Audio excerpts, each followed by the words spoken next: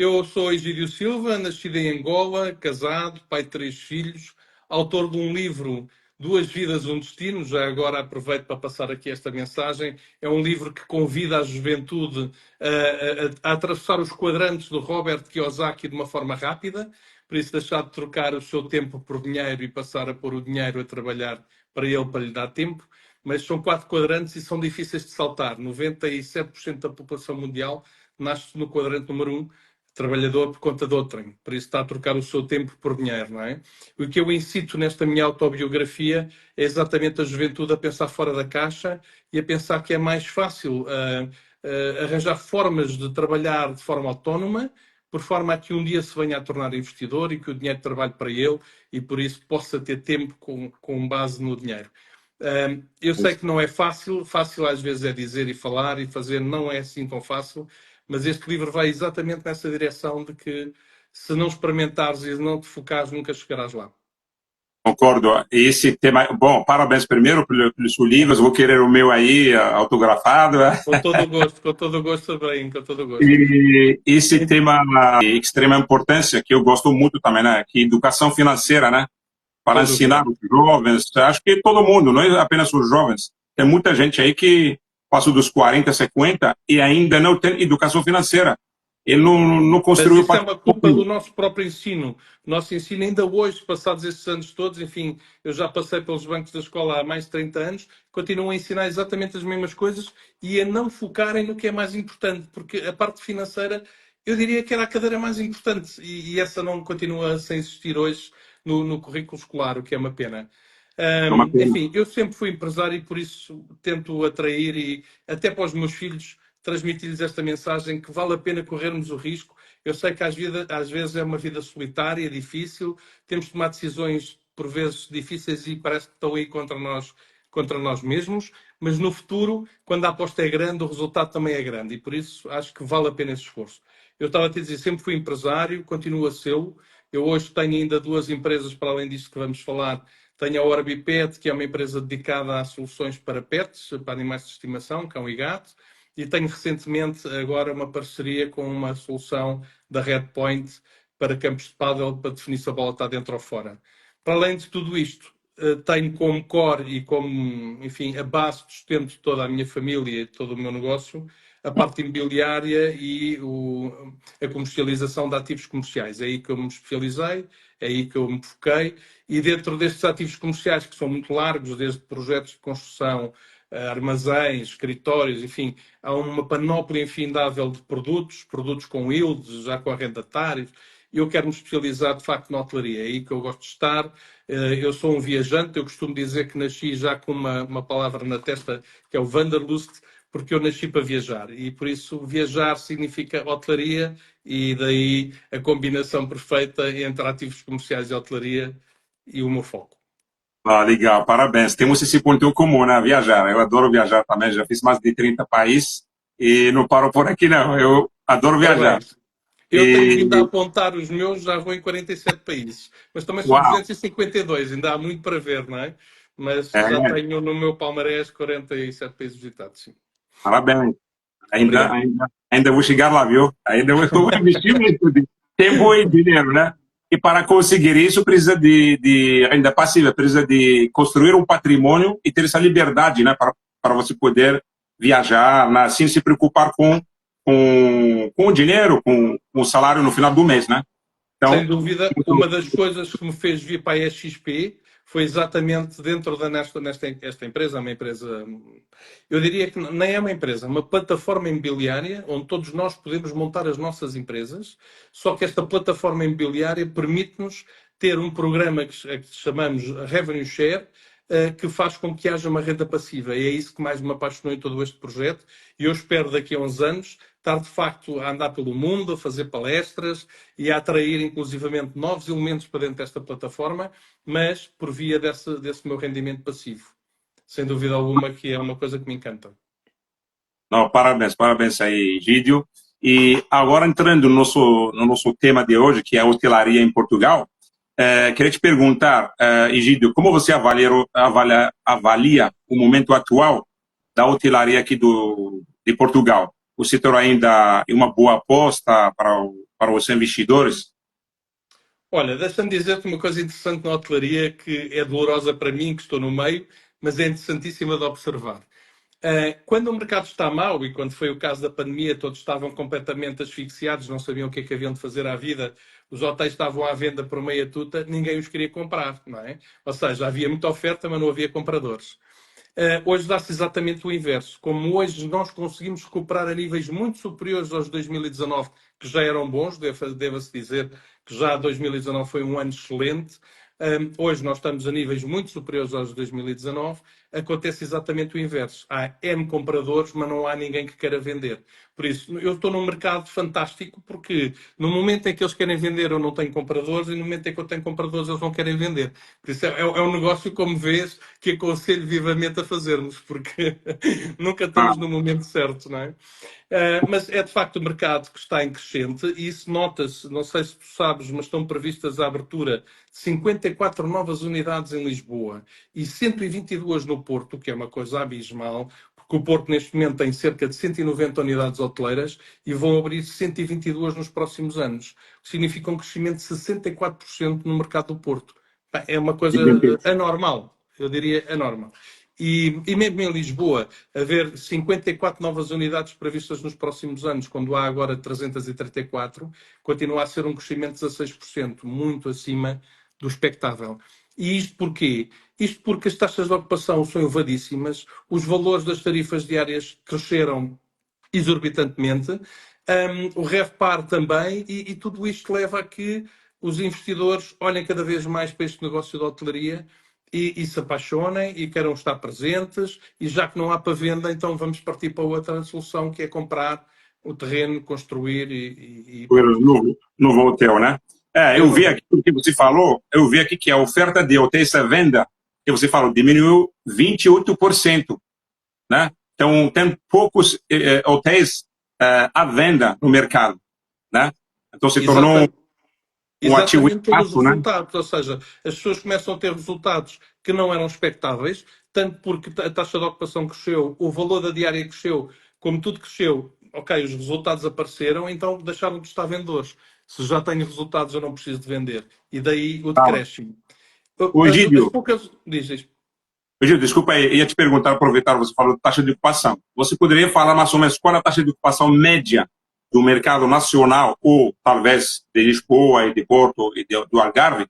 Neste momento, nós estamos acima dos 68% em taxa média de ocupação nacional, o que é uma Boa. taxa ótima, não é? Claro, claro. As pequenas unidades que se vendem são unidades que normalmente os grandes grupos económicos não querem, que os grandes grupos económicos querem no mínimo 60 quartos para que aquilo seja rentável em termos de gestão. E por vezes esta hotelaria que nós temos encontrado é a hotelaria que precisa de renovação e famílias ou entidades que não têm capacidade financeira de conseguir dar a volta e fazer um novo CAPEX que a unidade necessita, porque já tem alguns anos, já está desatualizada. Enfim, porque a procura, repara, também tem vindo a mudar. O tipo de cliente tem vindo a mudar, não é? Não sei se tu sabes, mas hoje a cidade do Porto é o segundo destino de Portugal. Anteriormente era Lisboa e o Algarve. Neste momento o Porto ocupa o segundo lugar, inclusivamente teve direito a um prémio do turismo, exatamente pela afluência de turistas que levou até à cidade. E, e o cliente é um cliente diferenciado, é um cliente jovem, é um cliente de negócios, é um cliente exigente, é um cliente que procura aplicações, procura reservas online, procura alta tecnologia, Então, quartos com internet de alta velocidade, bastante insonorizados. Por isso, é um público completamente diferente, check-ins e check-outs automáticos.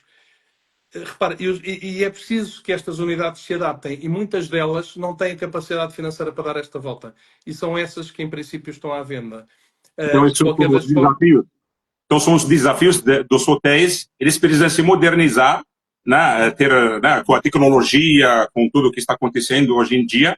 Senão, eles ficam para trás ou ficam, como se diz, vendendo a diária barata e não conseguem sustentar a operação.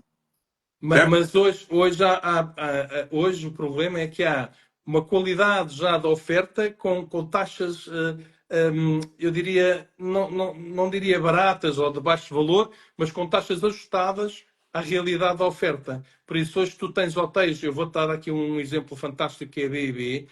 Bed and Breakfast, é uma das grandes empresas, pertence a um mega grupo internacional, é se calhar o maior operador hoteleiro da Europa, com 500 e tal hotéis na Europa, e a B&B oferece por valores, por rates diários de 60 a 70 euros, um quarto de alta qualidade, altamente insonorizado, com check-ins e check-outs automáticos, com pequeno almoço à descrição, porque não há sequer ninguém para controlar as entradas e saídas do pequeno almoço, com máquinas de café à disposição 24 horas, com internet de alta velocidade e quartos altamente insonorizados e com uma limpeza fantástica.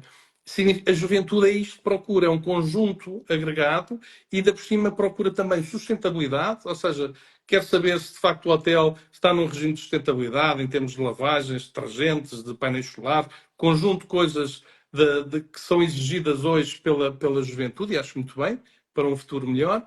Por outro lado, também há agora aqui a questão dos pets. Os pets entraram na ordem do dia e os hotéis têm que se adaptar também a esta nova realidade, a esta nova oferta. Por isso há aqui um conjunto de desafios que o setor hoteleiro ainda tem que superar, não é? Exatamente. Egídio, outro ponto aqui referente ao ROI, né, o retorno sobre o investimento para o investidor que compra o hotel. Você teria um dado para dar para a gente? Sim. Mais uma vez, vamos falar de valores médios, não é? Porque depois depende de cada operação e cada unidade é uma unidade. Não, médio. Os valores médios em Portugal neste momento variam entre os 20% e os 30% do EBITDA. O EBITDA, enfim, é antes de impostos e identifica claramente os resultados e aqui em Portugal eles variam entre os 20% e os 30%. Devo dizer, no entanto, que há alguns grupos que conseguem estar acima dos 30%, inclusivamente 35% e 36% da EBITDA, o que é ótimo, mas isso depois depende um bocadinho da gestão e da afinação da gestão de cada grupo, não é? Mas são sempre números muito interessantes. E já agora aproveito para te dizer, uma das apostas que eu vou deixar aqui como sugestão para os hoteleiros é que pensem também em terem hotéis para cães. E eu vou explicar o porquê disto dos hotéis para cães. Parece assim um bocado surreal e sair de fora da caixa, mas a verdade é esta. Hoje 50% da população tem animal. E quando vai de férias precisa de o deixar ficar em algum lado. A oferta é super reduzida. As diárias neste momento são elevadas. Estamos a falar de diárias acima dos 20 euros por dia, por animal. Se nós compararmos isto a uma unidade hoteleira para humanos, acho que se calhar é muito mais interessante esta. Porquê? Não tem o nível de exigência de lavagens, cobertores, almofadas, lençóis, etc., que tem um hotel convencional. Não tem pequenos almoços, porque é sempre ração. O almoço ou pequeno almoço é sempre igual. Não dá trabalho, não precisas de não sei quantos empregados, porque na hotelaria tu tens ali um rácio entre o número de hóspedes versus o número de empregados. Aqui, enfim, também tens esse rácio, mas é para aí 10 vezes inferior. Ou seja, consegues ter, se calhar, 10 animais ou 15 animais de estimação alojados com um único funcionário para tomar conta. Não há reclamações à partida, não é? Não vejo reclamações. O investimento na infraestrutura para os ter é de longe inferior à de uma unidade hoteleira. O tipo de licenciamento para a abertura de porta é de longe inferior às exigências da hotelaria nacional. Por isso, a hotelaria para o mundo pet é de facto uma grande aposta neste momento. Conseguem-se fazer hotéis de 1,5 milhão ou 2 milhões com uma grande capacidade de recepção de animais e com uma receita que se calhar vai superar 60% no EBITDA. Uau, e tem procura... Deixa aqui uma dica. E também tenho alguns para venda, devo dizer. Tem para venda esse tipo de... Também tenho unidades caninas para venda, sem dúvida. Que é ótimo. E qual... aí no Porto ou em Lisboa? Onde tem esse Neste momento, mais centrados aqui na área de Lisboa, sim. Lisboa, né? Lisboa, legal. Azeitão, mas na AML, na chamada Área Metropolitana de Lisboa. Não, ótimo. Egídio, você falou que o Porto é o segundo maior mercado hoteleiro de Portugal. Sinceramente, eu pensei que era Algarve, Lisboa, depois Porto. Mas você está falando que não. Neste momento, pelo menos segundo os últimos dados de 2024, 2025 ainda está a decorrer, 2024 temos Lisboa em primeiro lugar, depois temos o Porto com cerca de 30% e o Algarve com 26% ou 27% de turismo, por isso. Mas os números são gigantes, só para teres uma ideia. Média anual, né? Uma média anual, né? Porque o Algarve, na alta temporada, ele fica... Tem muita procura, né, no Algarve. Mais de 6 milhões de visitantes no Algarve por ano.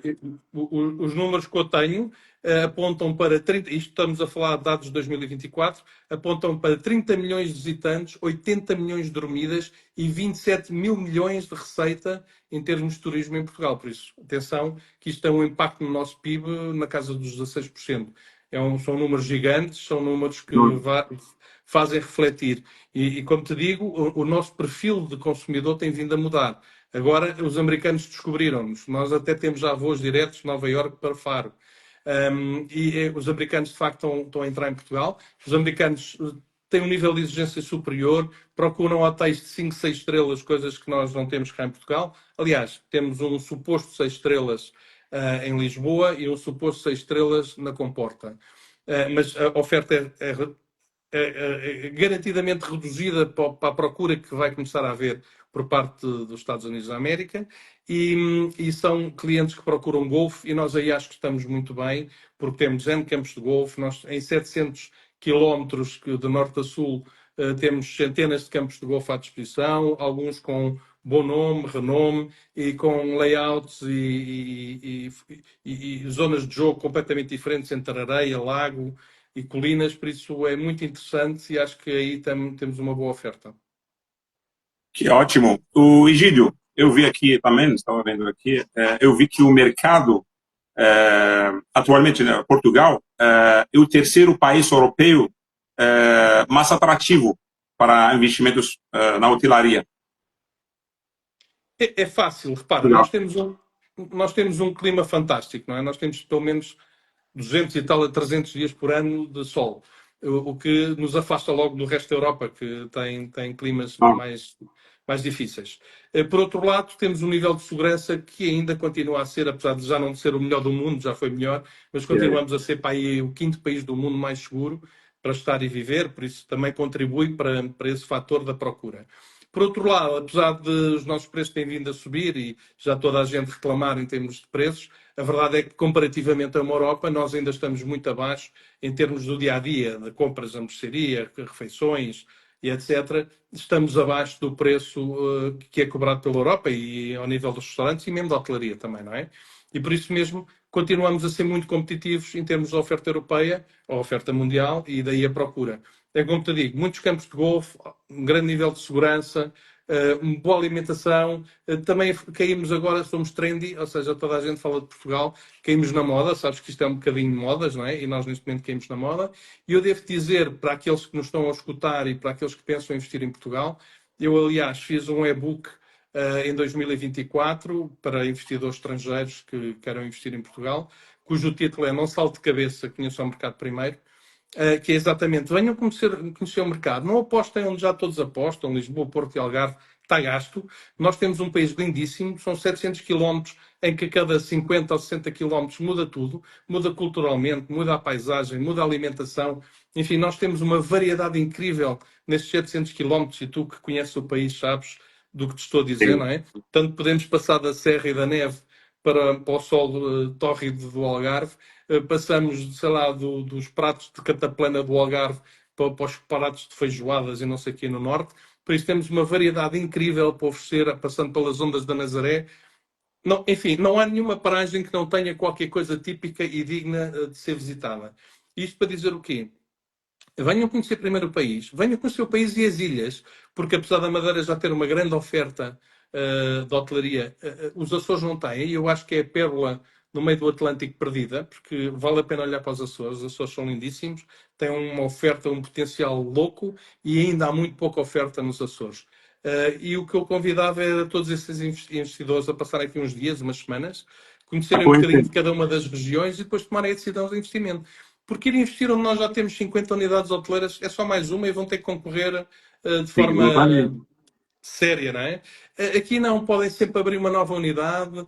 Unidades hoje, nós temos N desportos em voga, o pádel é um deles, e não temos, se calhar, essas ofertas incorporadas na hotelaria, porque a hotelaria é do passado, eventualmente tinha campos de ténis, que hoje podem ser convertidos em campos de pádel. Enfim, há tanta coisa ainda para fazer, mas, acima de tudo, a adaptação a esta nova exigência da juventude. Fechaduras eletrónicas, códigos de entrada e saída, check-ins automáticos, aceitação de animais de estimação. Há um conjunto de coisas que é possível fazer para evoluir e para ir buscar uma fatia de mercado que ainda não tem. Exatamente. Isso daí, realmente, eu vejo no Brasil, você sabe que eu tenho uma administradora de locação de curta temporada em São Paulo. Você sabe, né? Acho que comentei Comentaste-me, contigo. sim. Sim. Também é hotelaria. A gente administra estúdios, né? São Certo. quartos espalhados por vários prédios aí em São Paulo, né? Vários bairros. Então, Uhum. temos mais de 100 apartamentos aí sob administração, né? No portfólio.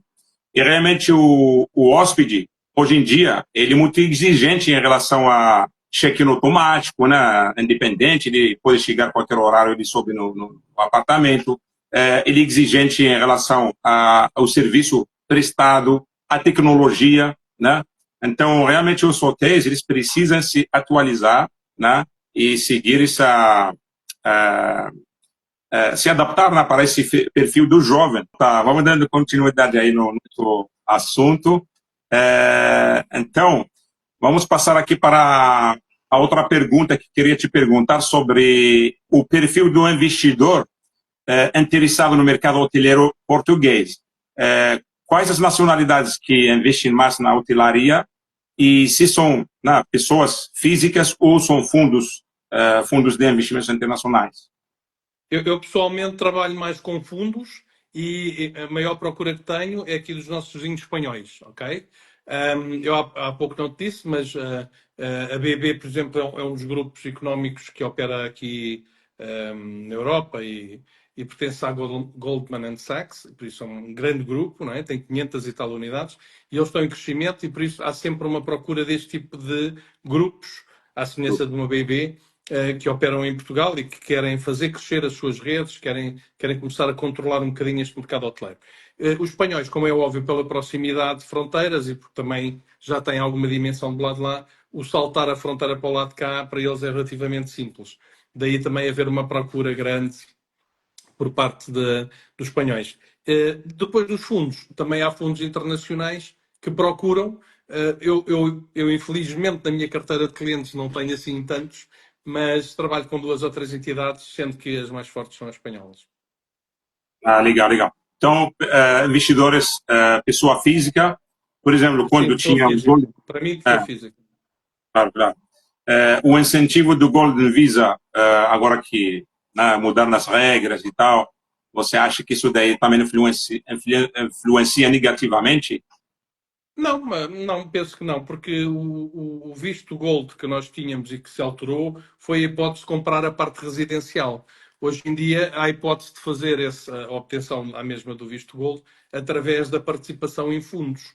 Participação em fundos esses que inclusivamente têm unidades hoteleiras por base, isto é, já não são fundos imobiliários, são fundos mobiliários, mas podem fazer a venda de uma participação e estarem a fazer investimentos em resorts e outro tipo de situações de turismo. E por isso acho que até vem potenciar o que antigamente estava canalizado para a parte residencial habitacional, hoje, se calhar, vem potenciar este mercado de turismo e hotelaria, apartment services e co-livings e todo este tipo de ofertas alargadas que hoje existe. Hoje não há só o conceito do hotel em si, não é? Há o hotel, há os apartment services, há o co-living, há um conjunto alargado de ofertas dentro do turismo.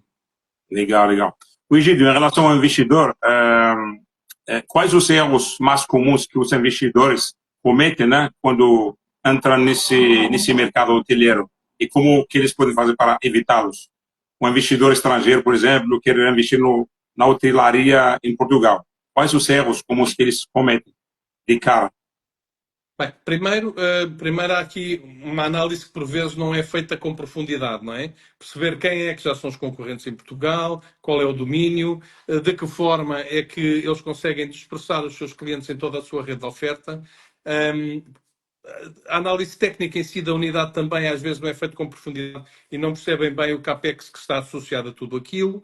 Um outro problema que existe e que não o podemos esconder de forma nenhuma é a falta de mão de obra. Nós, neste momento, em Portugal, para teres uma ideia, temos um déficit de cerca de 400 mil pessoas para o mercado hoteleiro. E quando alguém compra uma unidade ou, eventualmente, constrói uma, não é? Tem um problema a seguir que é a mão de obra. Vão ter que ir contratar essa mão de obra e essa mão de obra pode não estar formada, eventualmente vão ter que recorrer de uma mão de obra pouco qualificada ou de um segundo nível de mão de obra, não é? É que pode ser negativo e altamente prejudicial para a abertura de uma nova unidade. Por isso, um dos cuidados a ter não é só a questão da compra, da análise de preço, que eles posicionam sempre muito no PPR, no Price Per Room, que não é para mim de todo a solução e a análise, ou pelo menos a única análise que deve ser feita num hotel. Há que fazerem uma inspeção técnica, há que perceber bem qual é o investimento de fundo e o CAPEX que está por trás de tudo aquilo. É preciso redecorar, é preciso modernizar, é preciso adaptar às tais tecnologias atuais que a juventude pede. É preciso um conjunto de coisas, mas acima de tudo e no final é preciso ter uma equipa técnica de suporte à abertura dessa unidade e esse é capaz de ser o maior desafio neste momento da hotelaria e dos estrangeiros que querem abrir e que depois chegam a essa fase final e percebem que não há equipas disponíveis para suportar a unidade deles. Então, esse é uma dor, né? Uma dor comum de todos os hotéis, de todos os investidores que querem investir na hotelaria. Eles sabem que vai ter esse problema, aí talvez voltar atrás, né? Eu penso que a vantagem dos grandes grupos internacionais é a facilidade com que eles trazem equipas de fora para fazer o lançamento, a abertura, a formação e se calhar até fazem formação indoor, não é? Exatamente porque têm essa capacidade de deslocar equipas de outros países, principalmente se estivermos a falar aqui da vizinha Espanha, para eles é relativamente fácil pôr aqui umas quantas equipas espanholas a dar formação, mesmo que não haja a formação adequada para suportar a unidade, há pelo menos os séniores que vêm do lado de lá e que dão aqui uma formação para que a abertura seja possível e pronto, e que depois a coisa se possa manter a seguir após essa formação in-house. Claro, claro. O Egídio, em relação ao investidor, o fundo de investimento, você acha que vale mais a pena ele comprar um hotel já em funcionamento, já construído, ele poder reformar, né, e tocar a operação, ou melhor ele comprar um terreno, já construir o hotel do zero? Bem, a melhor opção é sempre comprar o terreno e construir o hotel de zero, sempre, não é? É mais rentável. O que acontece é que os fundos não têm essa capacidade, não têm tempo. Os fundos normalmente são 5 anos, 7 anos, 10 anos no limite. Eles não podem perder 2 ou 3 a fazer a aprovação do projeto e depois mais 2 ou 3 para construir. Entretanto, acabou o prazo e o fundo não teve a rentabilidade que era esperada para os seus investidores. Por isso, os fundos normalmente só compram unidades que até já tenham uma licença hoteleira. Isto é, podem ser unidades que necessitem de um CAPEX, podem ser unidades que por algum motivo estão paradas e precisam de ser completamente remodeladas, mas é um processo de 12 meses e já tem uma licença hoteleira emitida. Aí é relativamente simples os fundos pegarem. Se for uma coisa de raiz, não. Nós, para os projetos de raiz, temos que ligar aqui 3 vértices. Temos que ter o proprietário detentor do terreno e, idealmente, já com um projeto aprovado pela Câmara, porque isso é um processo, como tu sabes, infelizmente em Portugal, demora alguns anos. 1, 2, 3, em alguns casos 10. Já houve casos destes e, por isso, ninguém quer ficar à espera do ad eterno para a aprovação de um projeto. Temos que juntar o proprietário com o terreno, temos que juntar um promotor que queira pegar naquilo e temos que juntar um operador. E se nós juntarmos estes 3 vértices, o operador que vai fazer a exploração e que vai fazer o garanto do pagamento mensal, o promotor que vai, de facto, fazer a construção e supervisionar tudo isto até à fase final. E quando juntamos estas 3 pontas, no final da obra, eventualmente aparece o fundo que compra e pronto, e já tem o operador lá dentro, já tem a sua rentabilidade garantida e tudo funciona às mil maravilhas. O que tenho vindo a cultivar ao longo destes últimos anos, exatamente neste meu foco e nesta minha insistência na hotelaria, é a combinação destes vetores todos. Ou seja, ter os clientes proprietários de terrenos com projetos aprovados ou em vias finais de aprovação, é ter, de facto, operadores internacionais que querem fazer a exploração e o management da unidade e depois ter promotores, construtores que estão disponíveis para agarrar e abraçar e, no fundo, unir e fazer com que este projeto veja a luz do sol. Porque no final do dia, quando tudo aquilo estiver pronto, o fundo vai lá estar certamente para comprar a operação. Operação, né? A última pergunta é em relação ao tempo médio do retorno do investimento, né, que o payback, né? Você teria uma noção aí do tempo médio que leva desde a aquisição até a fase do equilíbrio financeiro? Sim. Bem, depende, porque hoje vai depender mais uma vez de unidade para unidade.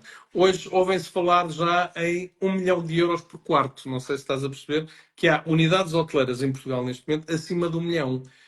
Quando eles falam do tal PPR, não é? O Price per Room, já é frequente ouvir-se 1,1, 1,3, números completamente estrambólicos. Eu acho que esse nível vai ser muito difícil a recuperação.